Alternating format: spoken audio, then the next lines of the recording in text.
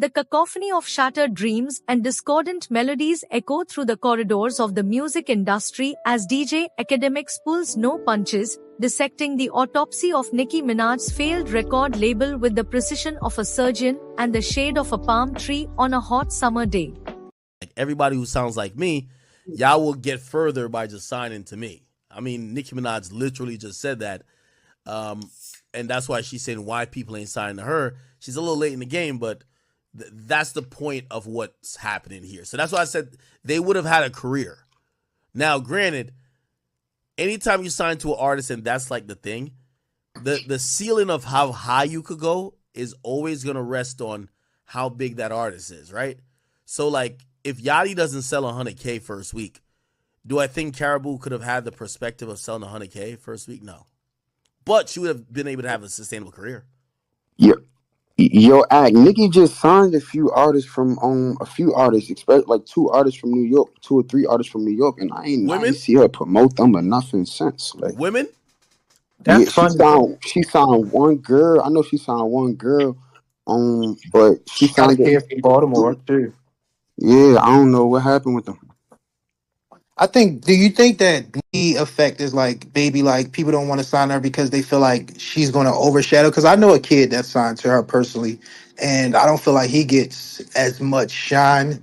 You know, he writes for her as well or helps with production. But do you think like with her, people don't want to sign because she might overshadow them? You know what I'm saying? They won't never be able to be bigger. Nah. I don't think there's any female artist that would ever in their right mind be thinking about being bigger than Nicki Minaj. She's just done so much that we haven't seen anybody who even came close. I think those particular artists, they're looking at it like this. As much as Nicki keeps saying she has a label, it's, you know, let's say you go do a label meeting with Nicki, right? And she has to give you what she's offering for you to join her label. Yes, the Nicki cosign is great. But here's the thing. Nicki's label and Nicki's people around her are still very much concerned with Nicki. So you have less resources, this and third. The reality is that just being on a label is going to probably give an artist the best chance of success. Like, I think if Nicki had a label that was, you know, if Nicki's label, like, what do we even know about Nicki's label? I don't know. I just feel like cosign, right? The artists, they should still be doing their thing. Like, just you just got to keep doing your shit. Okay, who runs Nicki label? I mean, you know how that it don't work like that. And let me ask you this: do you think being signed to Nicki, you gonna have the ability to go do what you want to do? To keep on doing what you've been doing. Again, do you think getting signed and you gonna keep doing what you've been doing, nigga? What you talking about, nigga? I agree. Right? Like, what we talking about? Like, I don't agree with that. Yeah, but I don't think those are factors. What I think is that Nicki Minaj is hoping people sign to her because of the name, and we know nothing about Nicki Minaj's label. Like, put it like this. Drake, when he started OVO, expected people to be like, well, it's Drake. Let me just go sign my life away. And you know what actually happened? When The Weeknd and others had these meetings with Drake and other labels, they realized it was just night and day. These other labels were going to offer more things. Also, they realized that sometimes these artist-ran label are incubation fronts, or even the label is still focused on the main act. So you signed to, what's Nicki's label called? Is it called Heavy on It or something like that? Is that what it's called? I mean, when I was at Def Jam, I remember Good Music was under Def Jam, and everything I worked by Def Jam. Thought Good Music. Yeah, but like, but it's not. If you sign to like Nicki or Drake, it's almost like you're working for the machine. Like you work for the machine Drake, or you work for the machine Nicki. I heard way back in the day, Drake used to write for, I think, one of them dudes in NWA, Dr. Dre. And it's like writers boot camp. Did you say one of them dudes in NWA? You're talking about my fault. Dre, bro. Yeah, Dr. Dre, my bad. With the venom of a scorpion and the foresight of a prophet, Akademiks has meticulously peeled back the layers of Nicki's aspirations, revealing the fatal flaws that have left her label gasping for air. In the labyrinth of fame and fortune, where record labels rise and fall like empires of old, Nicki Minaj's attempt to don the crown of a music mogul has proven to be more of a misadventure than a masterstroke.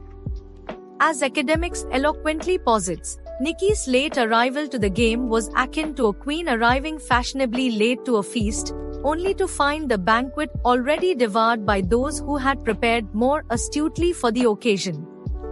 The rap game's architecture is unforgiving, and the ceiling for artists signed under another artist is often a glass one, limiting their ascent to the stars. Akademiks spares no mercy in illustrating the inherent dilemma faced by artists who might consider signing to Nicki. The shadow of her monumental success looms large, casting a long and dark eclipse over any potential signee. The very gravitational pull of her stardom threatens to consume those orbiting too closely, leaving them to suffocate in the vacuum of her unyielding prominence. Who, in their right mind, would dare challenge the throne of a queen so firmly seated? The reality, as Akademiks sees it, is that Nicki Minaj's label, whatever name it bears, remains a nebulous entity, shrouded in uncertainty and devoid of the infrastructure needed to launch its artists into the stratosphere. It is a ship without a compass, drifting in the vast ocean of the music industry, with its crew more concerned with maintaining the queen's glory than building a legacy for new talent. The allure of the Nicki co-sign may be potent, but without the necessary resources and focus, it is a gilded cage rather than a golden ticket. In a world where Drake's OVO empire was built on the foundation of robust support and a clear vision, Nicki's venture appears as a half-hearted attempt to replicate that success without the same level of dedication.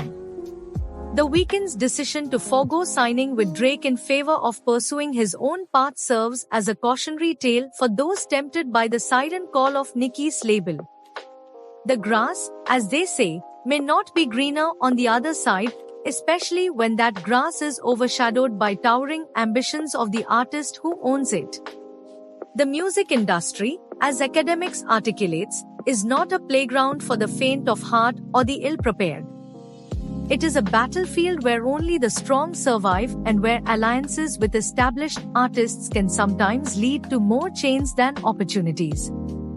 Signing with Nicki might mean sacrificing one's autonomy, becoming a cog in the machine that powers her career rather than forging a path of one's own. And let us not overlook the subtle yet seismic shift in the dynamics of power within the music world. When artists like Drake and Nicki Minaj seek to establish their labels, they are not merely offering mentorship, they are expanding their own empires, tightening their grip on an industry that is already heavily skewed in their favor. To sign with them is to step into their shadow, to become a subject in their kingdom rather than a ruler of one's own.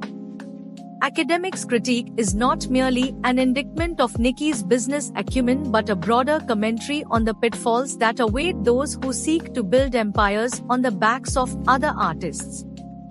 The failure of Nicki's label serves as a stark reminder that the music industry is unforgiving to those who do not bring their A-game, and that even the biggest stars can falter when they attempt to juggle the dual roles of artist and mogul. The lesson here is clear. Aspiring artists must tread carefully in the treacherous waters of the music industry, where alliances can either catapult them to success or consign them to obscurity. Nicki Minaj's label, as Akademiks so ruthlessly points out, was doomed from the start, not because of a lack of talent or ambition, but because it was built on the shaky foundation of divided attention and misplaced priorities.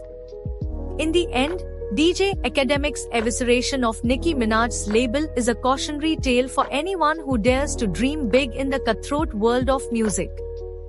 It is a reminder that even the most successful artists must approach the business side of their careers with the same level of dedication and foresight that they bring to their art. Otherwise, they risk becoming just another footnote in the annals of the industry's history, a cautionary tale of what not to do when the stakes are high and the competition is fierce.